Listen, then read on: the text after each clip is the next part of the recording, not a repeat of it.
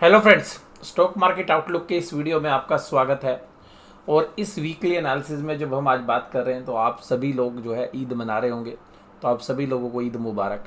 और सबसे पहले आज की हम शुरुआत जब आपके साथ कर रहे हैं तो हम इस बात की तरफ जो है आपको अवगत कराते हैं कि हमारा एक कॉन्ट्रा व्यू बाज़ार के निचले लेवल्स के ऊपर रहा। और बाज़ार के अंदर जब हमारा लास्ट वीक जब हमने एनालिसिस किया था आपके साथ, तो एक और विशेष चर्चा हमने की थी। और वो विशेष चर्चा क्या थी कि हम निफ्टी बैंक के ऊपर जो हमने एक व्यू रखा था, और तब हमारा व्यू था कि जो है 51,200 जो है पहला रेजिस्टेंस और दूसरा 52,000 की तरफ बाजार प्रस्थान करता हुआ आपको नज़र आएगा। तो ये दोनों लेवल्स जो है मैंने आपके साथ डिस्कस किए थे। और देखिएगा सोमवार को ही 51,200 के ऊपर ही बाजार जो है सस्टेन हुए सुबह मॉर्निंग में, और फिर 52,000 तक के लेवल भी जो है हमें देखने के लिए मिले। तो जो पिछले हफ्ते हमारा मेजॉरिटी के साथ जो हमने बात की थी वो यही बात की थी कि भाई हम बाज़ार के अंदर इस समय बुलिश जो है व्यू रखे हुए हैं।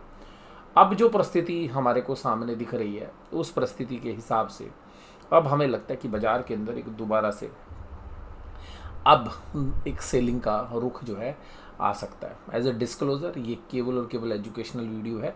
आप कोई भी ट्रेड लें तो अपने फाइनेंशियल एडवाइजर से सलाह लें, अपने विवेक का यूज़ करें। और मैं केवल और केवल आपको अपने एक्सपीरियंस के आधार पर किस तरीके से मुझे बाजार जाता हुआ दिख रहा है वो, और जो बाकी टेक्निकल इंडिकेटर्स हैं उनका सहारा लेते हुए एक निष्कर्ष पर निकलने की कोशिश कर रहा हूँ। लेकिन इसका कतई मतलब नहीं है कि बाज़ार जो है उसी दिशा में काम करेंगे।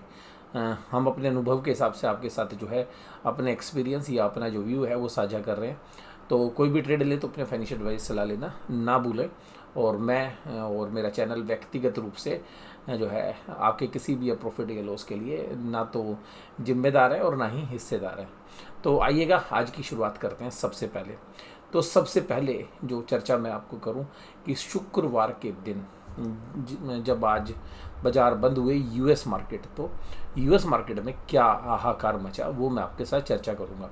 तो सबसे पहले देखिएगा डाउ जोन्स का जो इंडेक्स है वो 715 पॉइंट की कमजोरी के साथ जो है कमज़ोर हो गया। अब ये जो डाउ जोन्स के अंदर जो कमजोरी हुई उसका असर ये हुआ कि जो S&P 500 वो भी तकरीबन 2% की कमजोरी के साथ क्लोज हुआ। सिमिलर लेवल के ऊपर आपने नेस्डेक इंडेक्स के अंदर भी गिरावट देखी। डाउ जोन्स का जो इम्प्लीकेशन है वो क्या है कि डाउ जोन्स जो हम ये कह सकते हैं कि यूएस की जो टॉप 30 कंपनीज़ हैं वो कंट्री को रिप्रेजेंट करती हैं, कि जो मेजॉरिटी जो कंपनीज़ हैं वो कहाँ जा रही हैं, वो नेगेटिव थी। उसके बाद अगर हम देखें कि कंपनी के अलावा जो उनकी सभी मिली जुली कंपनियाँ 500 कंपनियाँ हैं जो S&P 500 में लिस्टेड है, जिसमें स्मॉल कैप और मिड कैप और लार्ज कैप सभी तरीके की कंपनियाँ शुमार हैं, वो कंपनियाँ जो है तकरीबन 2% की गिरावट के साथ, और जो वहाँ का टेक्नोलॉजी इंडेक्स है वो तो 2% से भी ज़्यादा कमजोरी के साथ काम करता हुआ नजर आया। अब इसका इम्प्लीकेशन क्या आना था? इसका इम्प्लीकेशन आना था आज हमारे बाज़ार तो बंद है, लेकिन अगर हम उसका इम्प्लीकेशन देखें तो जो बाज़ार है वो कहाँ पर देखने के लिए मिला। निकई के बाज़ार आज 4% की कमजोरी के साथ बंद हुए, 4% की कमजोरी के साथ आज जो है क्लोज हुए। और गिफ्ट निफ्टी भी अगर हम देखें तो 287 पॉइंट्स की जो है कमजोरी के साथ जो है ट्रेड कर रहा है। और ये 31 मार्च के ही डेटा है, और इंडियन स्टैंडर्ड टाइम के हिसाब से ये जो फाइल आपके सामने है वो 12:54 की है। उसका निकई में 4.22% की कमजोरी देखने के लिए मिली, हैंगसेंग में 1% की। ताइवान का जो वेटेड इंडेक्स है वो भी 4%, कोस्पी जो कोरिया का बाजार है उसमें 3% की गिरावट। तो ये तो पक्का है कि जो यूएस का इम्पैक्ट है वो यहाँ पर आया है। तो ऐसे मामले में ये होता है कि जब बाज़ारों में रिस्क बढ़ते हैं तो अक्सर गोल्ड के प्राइस बढ़ जाया करते हैं। तो इंटरनेशनल मार्केट में देखते हैं गोल्ड के प्राइस कहाँ चल रहे हैं। अब गोल्ड के प्राइस अगर हम देखें तो गोल्ड के जो स्पॉट प्राइस हैं वो 3123.59 ये यूएसडी के अंदर प्राइस है। और ये 3,000 के जब लेवल्स टूटे तो ये जो लेवल्स हैं इनकी चर्चा हुई थी कि भाई 3,000 का एक मेजर रेजिस्टेंस और एक साइकोलॉजिकल लेवल टूटा तो अब गोल्ड के अंदर और तेज़ी रहेगी। यहाँ पर हमारा एक व्यू पिछले तकरीबन 1.5 साल से हम गोल्ड के ऊपर एक बुलिश व्यू रखे हुए हैं। और अभी यहाँ पर एज अ डिस्क्लोज़र कि भाई गोल्ड के अंदर मेरी फैमिली की एक अच्छी खासी इन्वेस्टमेंट है। हमारे जो फैमिली के जो पोर्टफोलियोज़ हैं उन पोर्टफोलियो के अंदर गोल्ड के अंदर जो गोल्ड सोवरेन बॉन्ड्स हैं वो एक मेजॉरिटी असेट्स की तरह जो है काम कर रहे हैं। जो हमारा कैश कंपोनेंट वाले जो पोर्टफोलियोज हैं उनके अंदर अगर हम देखें तो। और अभी भी मुझे लगता है कि गोल्ड के अंदर ये तेज़ी बरकरार रहेगी, क्योंकि गोल्ड एक इंडिकेशन देता है, गोल्ड एक सेफ असेट्स है। सेफ असेट्स का मतलब है कि जब कभी भी विश्व के बाज़ारों में स्थिरता आएगी तो गोल्ड के प्राइस बढ़ेंगे। जब जब बाज़ारों में लिक्विडिटी बढ़ती है गोल्ड के प्राइस बढ़ते हैं। और अक्सर जब बाज़ार को ऐसा लगता है कि भाई इक्विटी मार्केट में अभी जो है सेफ रिटर्न्स पाना पॉसिबल नहीं है, या विश्व के अर्थव्यवस्थाओं में या जियो पोलिटिकली अगर हम देखें तो जो टेंशन्स बनती हैं उनकी बदौलत गोल्ड के अंदर एक पॉजिटिव रुझान देखने के लिए मिल रहा है।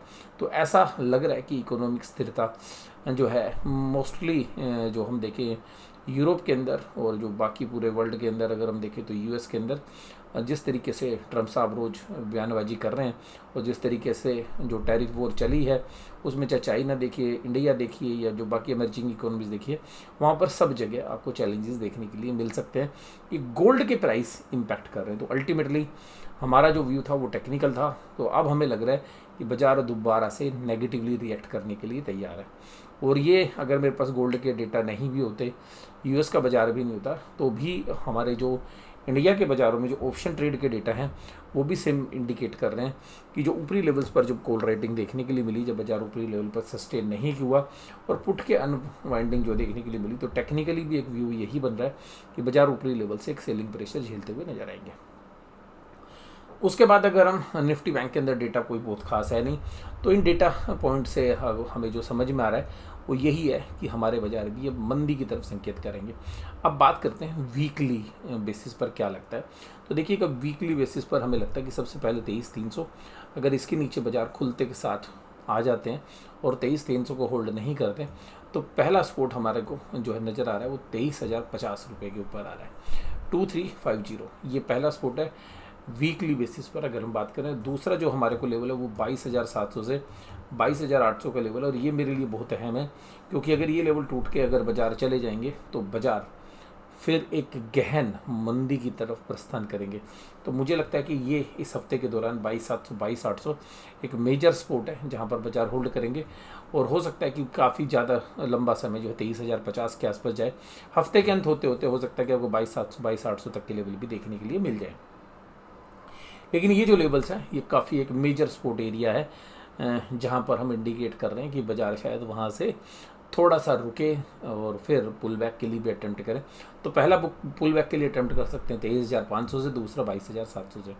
अब ऊपर की तरफ अगर हम देखें तो हमारे लिए जो हफ्ते का क्रूशियल लेवल है वो टेक्निकली भी और यहाँ पर जो अभी मोमेंटम ट्रेंड्स हैं उनको देखते हुए भी 23,800 जहाँ से रिजेक्शन जो है बाजार ने दी है, तो 23,800 टेक्निकल्स पे भी, और अगर हम मूविंग एवरेजेस को भी देखें तो मेरे लिए काफ़ी इंपॉर्टेंट लेवल्स हैं। जब तक 23,800 के नीचे बाजार है तब तक हम कोई मेजर तेज़ी नहीं देखेंगे।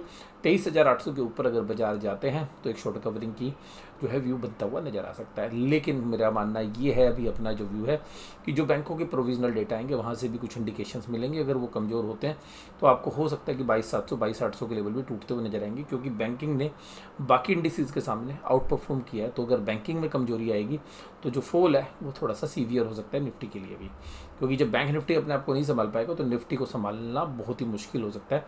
क्योंकि निफ्टी के अंदर जो कंपोनेंट्स हैं वहाँ पर अगर हम देखें तो जो आईटी के अंदर जो सेल ऑफ हुआ है, बाजार ऐसा बता रहा है, बाजार के प्राइस ऐसे बता रहे हैं कि जो बड़े प्लेयर्स हैं वो आईटी में एक जबरदस्त जो है शॉर्ट पोजीशन बिल्डअप किए हुए हैं।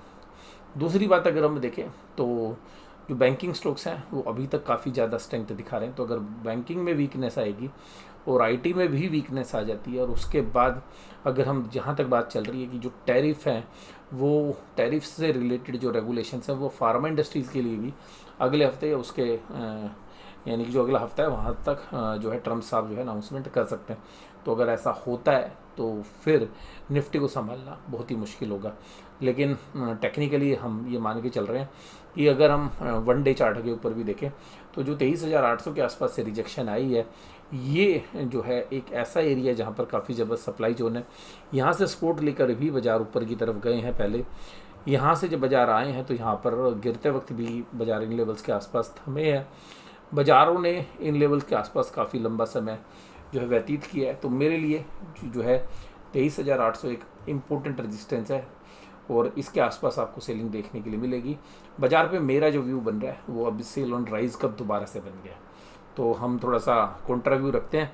हो सकता है कि बाजार के अंदर ज़्यादातर पार्टिसिपेंट्स तेजी की बात आपके साथ कर रहे थे बृहस्पतिवार को भी, शुक्रवार को भी, लेकिन हमने कहा था कि हम एक टेक्निकल बाउंस बैक के लिए देखेंगे और फिर उसके बाद आपसे चर्चा करेंगे।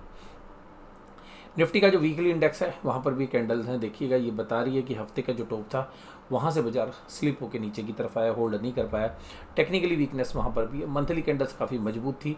अगर हम निफ्टी की बात करें तो जो भी पिछले महीने के लोस थे लगभग सारे लोस को जो है निफ्टी इंडेक्स ने जो है समाप्त कर दिया। अब अगर हम आगे की बात करें कि भाई कंट्रीब्यूशन जहाँ पे था, आईसीआईसीआई बैंक कंट्रीब्यूट कर रहा था, कोटक महिंद्रा ने देखिए उन्होंने 52 वीक हाई लगा दिया है। पिछले हफ्ते Tata consumer product, Tata Motors और अपोलो हॉस्पिटल जैसे शेयर्स जो है एक अच्छी खासी तेजी में थे। वहीं पर Infosys, Mahindra and Mahindra, Adani enterprise, TCS और श्रीराम फाइनेंस जैसे शेयर्स कमज़ोर भी थे। डिक्लाइन जो शेयर्स हैं वो एडवांसेस के सामने अभी भी 1.5 गुना से ज़्यादा है। तो अल्टीमेटली बाजार की अंडरलाइन ये बता रही है कि ऊपरी लेवल पर सेलिंग जारी रहेगी। Tata consumer product, Kotak Mahindra bank, Britannia industry जैसे शेयर्स तेजी में थे। एफएमसीजी में थोड़ी सी सेफ्टी आ रही है क्योंकि ज़्यादातर डोमेस्टिक प्ले है, तो इस वजह से भी आपको वहाँ पे थोड़ी सी सेफ्टी नज़र आएगी। लेकिन विप्रो 3% से ज़्यादा गिरावट के साथ, इंडसइंड बैंक संभल नहीं रहा है। यहाँ पे जो डिस्क्लोजर है यहाँ पे हमारा थोड़ा बुलिश व्यू था और अब जो है हमें लगता है कि जो एक अच्छा सेल ऑफ हुआ, तो यहाँ पे इंडसइंड बैंक में जो भी व्यू बनेगा वो रिजल्ट के आसपास बनेगा। अगर रिजल्ट ठीक आते हैं, अब मैनेजमेंट की अच्छे से साफ से क्लियरिटी आती है, तो उसे इंडसइंड बैंक के अंदर कोई भी बड़े मूव शायद तभी देखने के लिए मिले। श्रीराम फाइनेंस, सिप्ला और महिंद्रा एंड महिंद्रा जैसे शेयर्स जो है कमजोरी में थे। वहीं निफ्टी बैंक के अंदर अगर हम देखें तो जो लेवल्स अपने के साथ डिस्कस किए कि 51,200 और 52,000 आ सकते हैं, पिछले हफ्ते में बात की, वो दोनों लेवल आ गए। अब बाजार के अंदर ये भी एक अच्छा खासा सप्लाई जोन है जहाँ पर बाजार खड़े हैं। अब बाजार पे हमें यहाँ पे सेल ऑन राइज लग रहा है और हमें लग रहा है कि बाजार दोबारा से नीचे की तरफ प्रस्थान करते हुए नजर आएंगे। अगर हम डेली चार्ट पे देखें, वीकली कैंडल्स के अंदर भी अगर हम देखें तो ऐसे एरिया के अंदर बाजार बंद हुए हैं जहाँ पे सप्लाई हुई है और ऊपरी लेवल से जो है तकरीबन 450-500 पॉइंट जो है बाजार नीचे आए और ऐसा लग रहा है कि यहाँ पे बड़े प्लेयर स्मार्टली अपना माल ऑफलोड कर रहे हैं और कर दिया काफ़ी हद तक। और आपको हो सकता है कि सोमवार के दिन बाजार में गैप डाउन देखने के लिए मिले और निफ्टी बैंक भी हो सकता है कि आपको 50,000 की लाइन में आता हुआ नजर आए। उसके बाद 1 मंथ की जो कैंडल्स हैं तो देखिएगा 3 महीने की जो कैंडल्स थी रेड कैंडल, 3 महीने की जो बेरिशनेस थी वो एक ही महीने के अंदर निफ्टी बैंक ने पार पा ली। तो अब हमें लगता है कि जो 3 महीने की जो बेरिशनेस थी वो अब 1 महीने की पहली एक्सपायरी के अंदर, पहले वीक के अंदर वो अब एक सप्लाई का जो है रूप लेगी। तो यहाँ पर ऊपरी लेवल पे या तो डिस्ट्रीब्यूशन होगा और या हम आपको ये कहें कि एक जो कैंडल्स हैं, क्योंकि लगातार जो मंथली कैंडल्स हैं वो रेड बन रही थी, तो एक रिलीफ रैली की तरह हम इस ग्रीन कैंडल को देख रहे हैं। तो हमें लगता है कि बाजार में दोबारा से एक सेलिंग निफ्टी बैंक में भी देखने के लिए मिलेगी। कोटक महिंद्रा बैंक हालांकि काफ़ी अच्छा कर रहा है, लेकिन ये जो सब चीज़ें होती हैं इंडेक्स मैनेजमेंट में होती है, जब बड़े प्लेयर्स की मंदी की पोजीशन बनेगी तो यही शेयर्स आपको जो है 3-4% टूटते हुए नजर आ सकते हैं। अगर हम एफआईज के भी डेटा देखें तो एफआईज ने जो एक्सपायरी के लिए पोजीशंस बनाई थी वहाँ पर उन्होंने कैश इतना पंप किया कि जो उनकी तेजी की पोजीशन थी वो प्रॉफिटेबल हो गई और उसी तरीके से एफआईज ने अब देखिएगा जब जैसी एक्सपायरी ख़त्म हुई तो माल बेचना शुरू किया। तो ये भी इंडिकेट कर रहा है कि बाजार ऊपरी लेवल पे सेलिंग जो है प्रेशर को झेलेंगे। डीआईज का देखिएगा लास्ट डे में ख़रीदना ज़रूरी बनता है क्योंकि पूरे साल की क्लोजिंग थी और एनएवी जो है मैनेजमेंट की प्रक्रिया होती है, तो डीआईज ने दब के माल खरीदा जो है। अगर हम 28 मार्च की बात करें तो एफआईज ने देखिएगा इंडेक्स फ्यूचर्स भी बेच डाले और उसके बाद स्टॉक फ्यूचर्स भी बेच डाले। तो एफआईज ने अपनी जो पोजीशन है वो दोबारा से मंदी की तरफ बना ली है। तो हमें लगता है कि बाजार शायद ऊपरी लेवल पे सस्टेन करना थोड़ा सा मुश्किल होंगे और हमारा का जो आउटलुक है वो नीचे की तरफ हमारे जो है रुख दोनों बाज़ारों में बनते हैं। तो जैसे मैंने आपको निफ्टी हो सकता है कि आपको 51,000 और 50,200-300 के आसपास इसी हफ्ते जो है आपको नज़र आए और कोई बहुत बड़े आश्चर्य की बात नहीं है। अगर 50,000 भी निफ्टी बैंक तोड़ देता है तो दोबारा से एक बेरिश मोड के अंदर दोबारा से घुस सकता है, लेकिन हम भी मान के चलते कि 50,000 के आसपास निफ्टी बैंक जो है इस हफ्ते होल्ड करना चाहिए। फिर उसके बाद जिस तरीके का व्यू होगा वो मैं आपके साथ चर्चा करूँगा। तो यहाँ पर जो आज की चर्चा हमने की उसमें हमारा एक क्लियर व्यू है कि गोल्ड जिस तरीके से तेज़ी दिखा रहा है, यूएस के बाज़ारों में जिस तरीके से कमजोरी है, जिस तरीके से 4% का निकाई का इंडेक्स टूटा है, तकरीबन 3% कोरिया के बाज़ार टूटे हैं, तकरीबन 2.25% ऑस्ट्रेलिया के बाज़ार टूटे हैं और इस तरीके की जो गहरी सेलिंग ऊपरी लेवल से हुई है वो ये संकेत दे रही है कि बाज़ारों में और इकोनॉमीज़ के अंदर अभी कोई सस्टेनेबल अप मूव्स जो है हमें नज़र नहीं आ रहे हैं। तो यहाँ पर इंडिया के बाज़ार अगर कॉन्ट्रा करते हैं तो बात अलग है, अदरवाइज़ हमें इंडिया के अंदर भी जो रिजल्ट्स हैं या जो इंडिया की स्टॉक मार्केट की वैल्यूएशन उन सबको मद्देनज़र देखते हुए जब तक कोई बहुत बेहतरीन रिजल्ट नहीं आएंगे तब तक हमें ऐसा लग रहा है कि भारत के बाज़ार सेल ऑन राइज रहने वाले हैं। और शायद जो फ्राइडे का सेशन था वो एक सेलिंग अपॉर्चुनिटी दे भी रहा था, तो हमारे को ऐसा लगता है कि बाज़ार जो है नीचे की तरफ रुख रखेंगे। और आपको ये भी बता देते हैं कि हमारा जो अपना जो आउटलुक है उसी के साथ हमारी जो ट्रेडिंग पोजीशंस हैं वो भी जो है मंदी की तरफ थोड़ी सी ज़्यादा है। हालांकि हमारी जो पोजीशंस हैं वो हेज रहती हैं, लेकिन फिर भी ज़्यादातर पोजीशंस हमारी मंदी की तरफ ही हैं।